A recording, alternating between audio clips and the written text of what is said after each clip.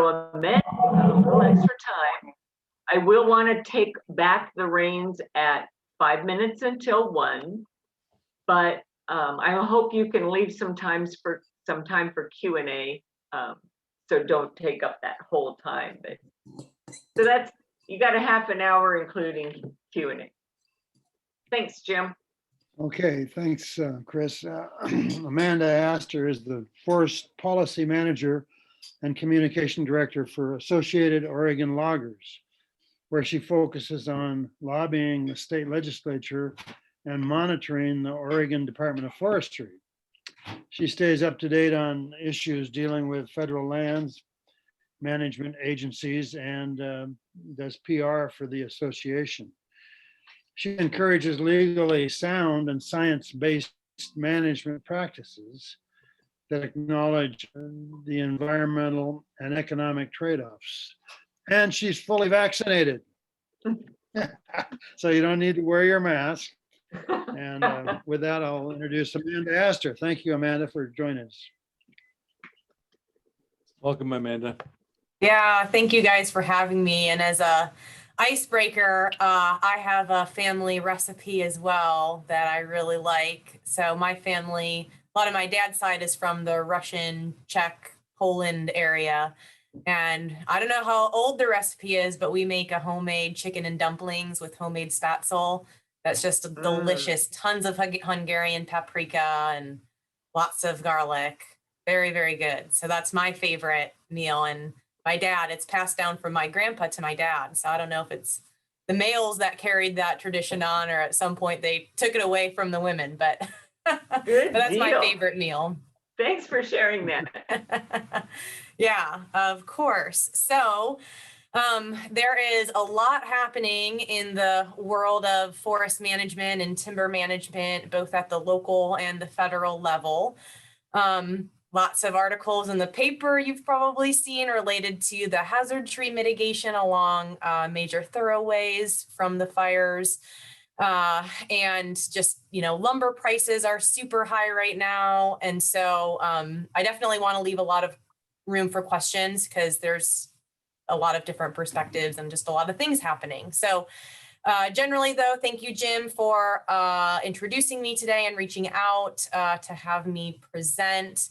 It's always great when I get to present to groups like this, chambers of commerces, Rotary clubs, all, you know, I get asked to do all sorts of stuff. So it's always an honor to be able to share what's going on and help educate the public about what's going on as well. So generally, I work, my job that I have now is with Associated Oregon Loggers. So like Jim said, I work a lot on state issues, but before I was with Associated Oregon Loggers, I was with the American Forest Resource Council, which represents forest purchasers of federal timber. So I was heavily engaged mostly on the federal land side before that. And I moved to Oregon in 2018 from the Upper Peninsula of Michigan, where I actually worked for the Forest Service as a forester. So lots of experience working on the ground all the way through, you know, now working on policy stuff. So it's been a really interesting career I've had so far, and it's still pretty young in it. So it's great to have different perspectives and to be able to now, when I talk to legislators, be able to kind of have that knowledge of how things actually work on the ground, having had to implement and work around really some pretty tough restrictions. So it's great to have that experience. So generally, when it comes to federal land management, there have been a lot of changes over the last 6 months. So I came to AOL about 6 months ago. So while I was at American Forest Resource Council, I was engaged in a lot of the happenings that have now come to fruition, which is fantastic. We've gotten some new regulations that have come down. either through the Trump administration or things that we've been working on for at least a decade through multiple different administrations.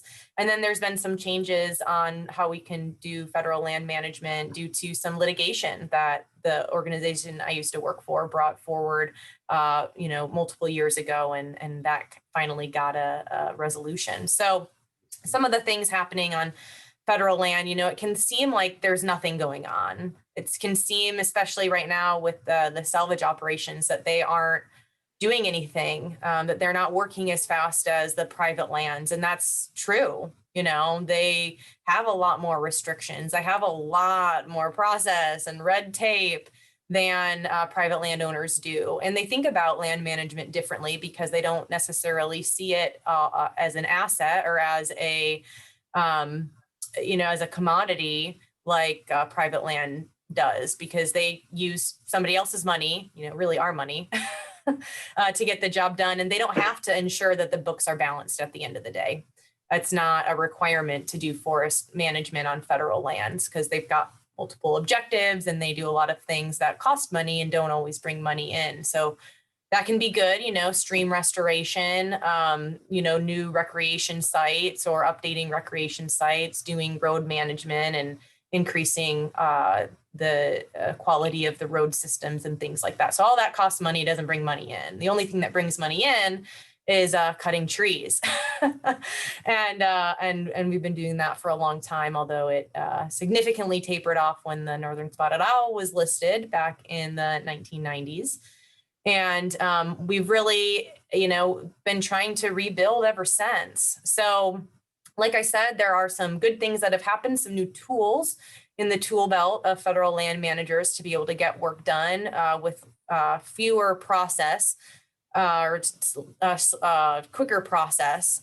So that's really awesome. Another thing that has been occurring over time is, we have the climate change debate and the climate change discussion that continues on and on and on. And actually, I watched on Thursday last week.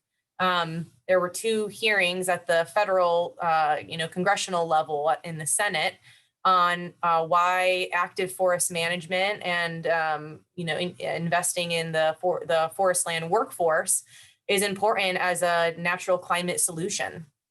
So, recognizing the need to do more active management, sequester more carbon in our trees, store that carbon in long-lived wood products, and then do it all over again.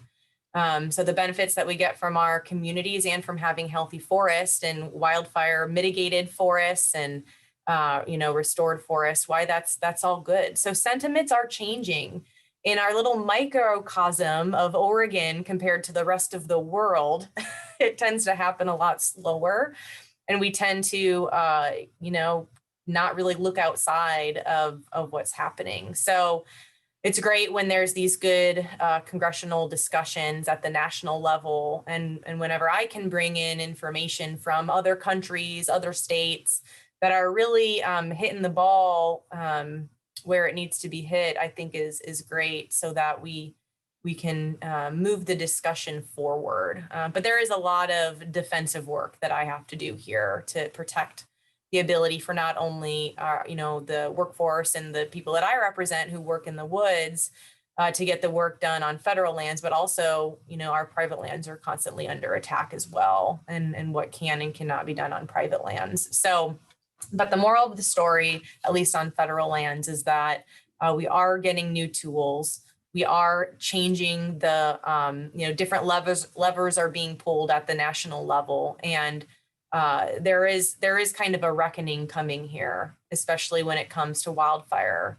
And so some of the other things that I've been working on at the local level and really in the state legislative level is there's a handful of wildfire bills that Associated Oregon Loggers and a huge coalition of different organizations, local counties, local governments like counties and cities and home builders and property owners, Farm Bureau, I work in these big coalitions to try to get meaningful work done and meaningful legislation passed. And it's great that we have the opportunity this session, for unfortunate reasons, however, to be able to play some offense and get some money into investing into the Department of Forestry, Oregon State Fire Marshal, and a handful of other organizations and federal or state agencies to be able to move the dial on forest management, home hardening, community fire adaptation.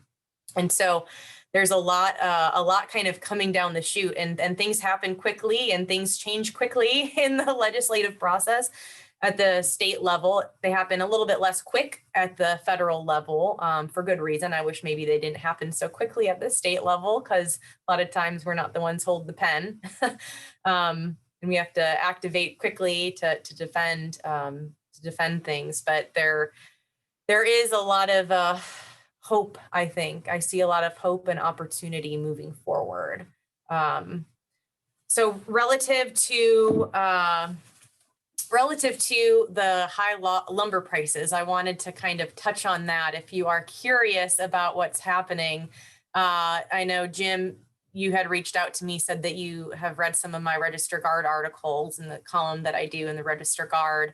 The next article you should see from me is going to be on the lumber prices, contextualizing why the lumber prices and plywood has gone up so much, and why kind of it was a little bit of a perfect storm as far as, spotted owl being listed in the past and already having supply constraints for our milling infrastructure. But we also have workforce issues. Some of that is due to the COVID-19 unemployment payments. Every industry is having workforce issues trying to get people back on board. But it's a problem that we had before COVID hit as well. So, there's, even right now, we're at extremely high supply with all the burned timber. Nobody's trying to hold back timber from getting onto the market in order to do some sort of price gouging. I mean, there is no conspiracy like that happening. It's the big thing with prices right now really is demand, and it's not because of more people being at home doing remodeling projects. It's because people are all, they've been locked up at home and realize, maybe I have an opportunity to telework, and we actually don't need to be all jammed in one place altogether. So you have a ton of new housing starts. I think I saw recently, on an average year, 10 to 13% of the US is looking to move out of cities. I think we're up to 28% this year. So that's a big increase in housing, the housing market and new housing starts. So there's a lot of things that are all kind of lining up right now, some related to COVID, some things that were already in the works in the past. It's a really interesting place to be, and supply is going to start going down. The large timber companies are about done with their salvage operations. So you still have a lot of supply at mills, but that is going to start to decrease. I am guessing that demand is not going to start decreasing anytime soon. So therefore, I would actually expect prices to go up quite a bit more before they ever start falling. Just want to contextualize that for you. So if you're planning on doing anything, I might hold off even longer than you were expecting, or do it now before prices go up even further. So whatever that means to you. But yeah, there's a lot happening. And like I said, it's been really cool to be a part of change. There are a lot of opportunities. Public sentiment is changing due to the wildfires. People are starting to get the fact that we need to do more in the woods, that we need to open more lands up, that, doing active forest management, not just, I like to call it boutique forest management, not just selectively picking this tree, or this tree, but actually utilizing economics, utilizing science, utilizing best available practices out in the woods, new technology, to be able to reduce or take care of our workforce issues, but also get more done, because it really is a natural solution to many of our issues, be that climate change, wildfire, community resilience, community economics. and sustainability. Maybe I'm just a hammer and everything's a nail, but I think that forest management and doing more of it can really improve Oregonians' life all around the state. So that is kind of a brief overview of a lot of the stuff happening in the forest management realm. But I want to leave plenty of time for you guys to ask any specific questions that you have of me. Yes, Glenn. Amanda, there seems to be a us and them kind of thing. There seems to be a separation between environmentalist concerns and the timber industry. Is there any common ground between those two groups? Is there any planning to, in fact, use loggers to help with environmental issues and vice versa? Yeah, thanks, Glenn. That's a great question. Yeah, that rhetoric is not often started by the side of the fence that I work on. As far as forest managers, forest practitioners, experts in the field, we want a lot of the same things that the environmental community wants. We want to have forests for the next, for our kids and the next generation after that. We want to maintain forest land as forest land. We want to maintain our natural beauties, and we want to protect things like drinking water and fish and wildlife. All of those things are all the same. Unfortunately, it comes down to where you get the science, where your bias might be, and who you trust to get information from. And when I start talking to the average person and they start to tell me their concerns that, oh, you're poisoning us through all of your aerial spray applications, and you're cutting all this forest down and not doing anything else, you're just leaving it. And when you really get down to it and you explain what the laws are and that we're abiding by the laws and that, we really want the same things, it always seems to come down to the fact that people just don't like capitalism. They don't like the fact that we make money off of the environment. And so, you could do all the same things. And if you were to just cut all those trees down and somehow not make a buck, it's almost like they would like that. But because we make money off of it, for some reason, our only interest is then making money. And so it seems like that's always what it comes down to. I was thinking of a project from several years ago, actually, where the Oregon River Council said, we need to do stream restoration because our salmon habitat is severely impacted. So the idea was to actually use loggers to put some logs back in the river to help with water storage and to help with the new salmon having a place to live. But I thought it was the first attempt to actually say the timber industry is in the best position to put lumber back to protect sheds or watersheds. So I was thinking there was at least some dialogue around trying to deal with the issues of people who need money by cutting timber and the environment.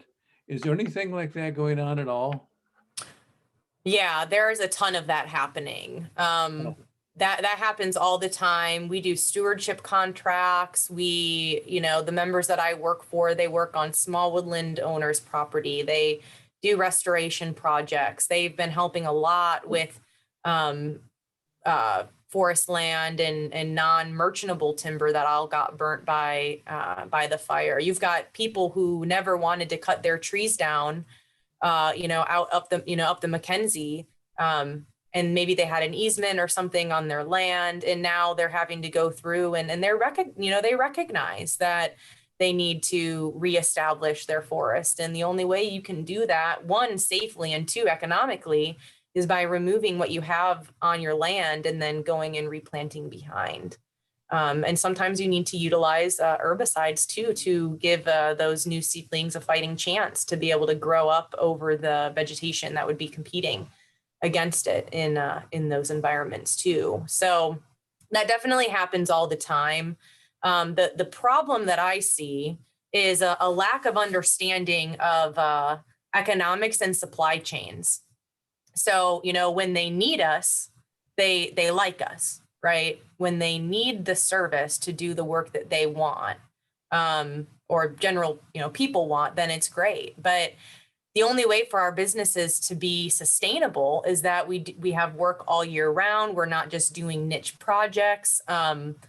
We need to have a multitude of different types of work, and needs to be consistent at consistent rates. A lot of our members, if they are going to invest in a new product, a new tool to get something done, a lot of times they're taking that money right out of their own family savings account. I mean, these are multi-million dollars of equipment that they have to invest in.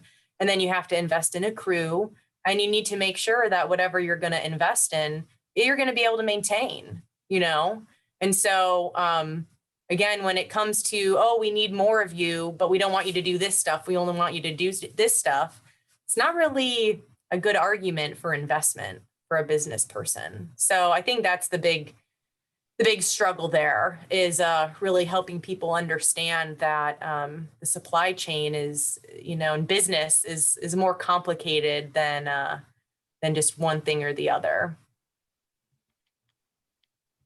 Yeah, Sam. So I have 3 questions for you. Okay, shoot. So the first question is, you talked about science-based practices and not cherry picking the science. So what are the non-industry based or supported organizations that your organization looks to for science information?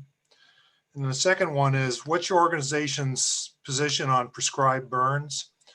And then the last thing is, you talked about selective thinning and boutique thinning. So what kind of thinning does your organization, what would they like to see? Yeah, great questions. So science, prescribed burns, thinning. Yep. Yeah. So as far as the science goes, there's a lot of different places that we get science from. University of Washington has some really great scientists. The Pacific Northwest Research Station of the Forest Service has some really great science, as well as other research stations within the Forest Service. They do a lot of really great research.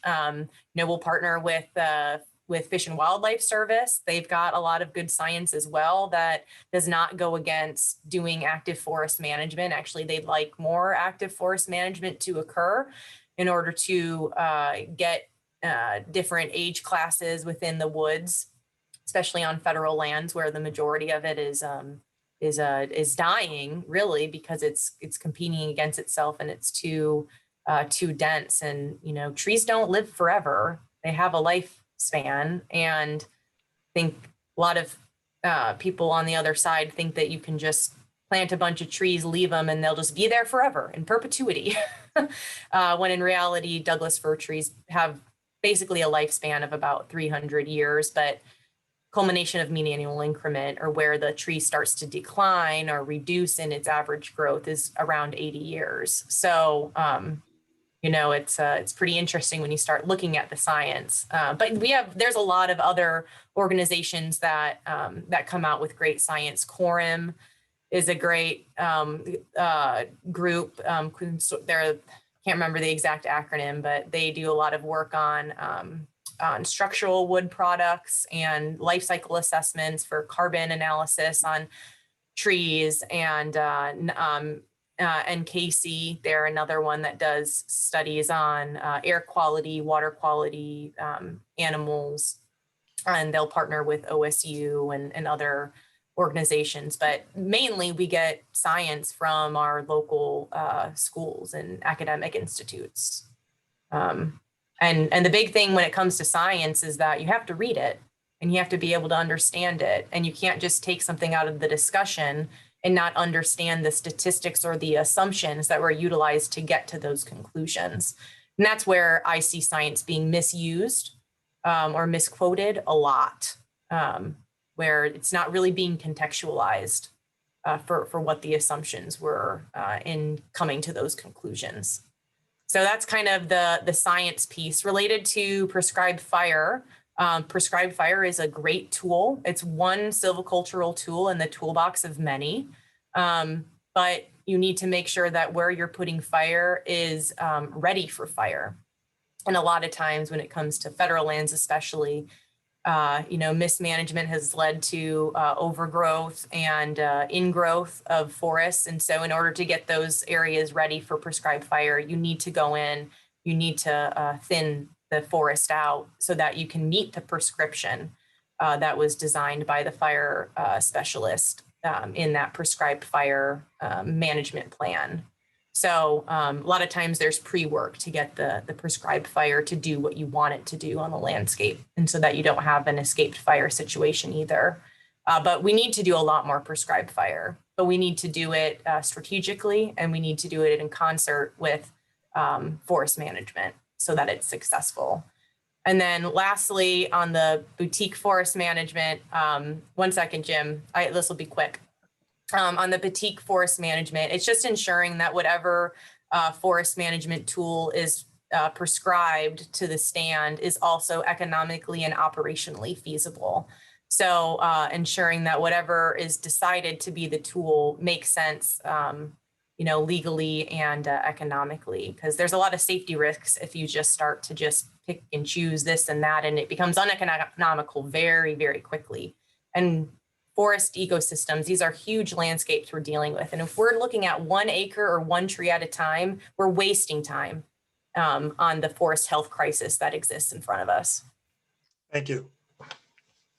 Yes, I'll go to Jim first. I saw your hand first, and then we'll go to Susie, but I know that we're almost running out of time, so. I'm curious about thinning. How useful can that be in preventing wildfires? It can be very useful when it depends where you're talking about. In forestry, we always like to say it depends. That's the answer to everything, because it really does. It depends where you're at, what slope and aspect where you're at in the state, and what species you're talking about and species mix you're talking about. But thinning can be very, very effective if done correctly.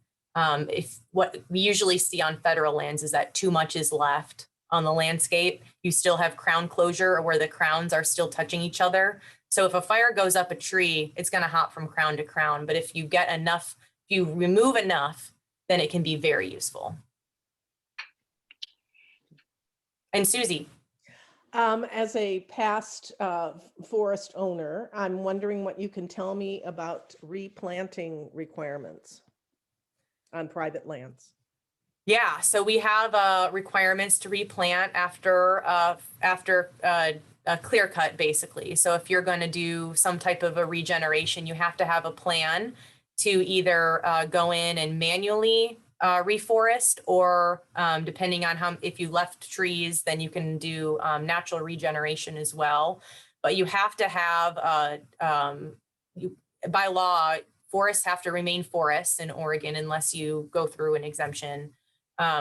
But you have to ensure that you have adequate stocking to meet the needs of your given area. So you'd talk to your stewardship forester about what your specific area needs and what the requirements would be.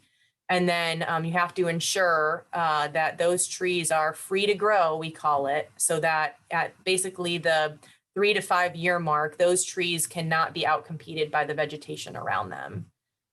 So you have to ensure that the trees that you plant, which if you're going to be spending a bunch of money on trees, you want to make sure that they're going to be successful. So that's why many private landowners, small and industrial, utilize herbicide applications because they are required to have those trees free to grow by the Forest Practices Act. And what is the time frame for that? Again, it depends. You'd have to talk to your stewardship forester. There's ranges, and given the catastrophe of the fires, there are exemptions for when there's big catastrophes as well. So normally you have to have things free to grow in about 5 years. But given 3 to 5 years, given the struggles with seed availability, seedling availability, and the size and scope of the catastrophe that we had, that's there you can get exemptions or extensions on your ability to meet that requirement. And how do I find out who my stewardship forester is? Oh, that's a really good question. Normally you could just go into your ODF office, but of course, all of the department offices are closed right now. So you can call your office and they will get you in contact. And same with your OSU Extension Forester in Lane County. Our Extension Forester is Lauren Grand. She's one of my good friends. I do a lot of other things with her. I'm always working, I'm always doing forestry stuff. So I do Oregon Women in Timber, I do Society of American Foresters, I'm on the Forest Today and Forever board. I do a plethora of other things in my quote unquote free time. But they, if you just call the office, they'll put you in contact with whoever is your stewardship forester that could help you out with that All right. stuff. Thanks. Thank you. Mhm. Yes, and I can't remember your name. You got your wife's name up there. Yes, John. How long does it take to grow a Doug fir seedling? And are there other trees that you manage the replanting? And what's the best time of year to put in a seedling? Yes, so I'll answer the first one, the last question first. So the planting season is in the winter. So our rainy season, typically trees are planted between January through March. Some people are still getting trees in the ground now, but you really want to capitalize when we do get rain so that they can establish their root system. That is when that's planting season. As far as how long it takes a Douglas fir tree to grow, are you talking about to be able to harvest a merchantable product? No, the seedling, how long is it? Is it 3 years to get that little seedling that you plant? Oh, there's different you could get plugs that have soil in it. You can get bare root seedlings, and you can get seedlings that are 1 year to 5 years old. They cost a different amount of money. Obviously, you're going to have less success. Typically, you're going to have some mortality with a younger seedling versus an older seedling. But or sapling. It really depends on where you're at, where the seed is coming from. But usually I would say people plant trees that are 2 to 3 years old. Thank you. Mm-hmm.